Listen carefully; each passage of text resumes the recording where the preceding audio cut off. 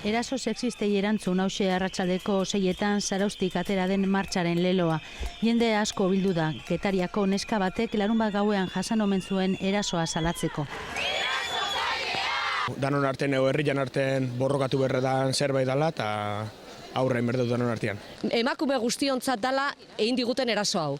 Ez dala batena bakarrik. Danona dala eta danok erantzungo deula eta bat bezala. Eta, deno hausko balabak eta horita, eta urbili guztez honin ondik eta keio afetatzea izu. Euripean egin dituzte Zarauztik Getariraino dauden 4 kilometroak. Eraso sexistei aurre egiteko denen beharra dagoela adierazi nahi izan dute. Larunbat goizaldean, Zarauzko tabernetan lagunekin ibili eta gero jasan omen zuen sexu erasoa Getariako neskak, Zarautz eta Getari arteko bidean. Salaketa Zarauzko ertzainetxean jarri zuten. Bi herri hauetako alkateek gertaera salatu egin dute eta gertatutako argitzeko alduten guztia egingo dutela esan dute. Ez duke salaketa utzean geratu beharko eta gure esku dagoena egingo dugu horrela gera ez dadin. Alkateek laguntza eskaini diote familiari eta gertaera errespetuz tratatzeko deia egin dute.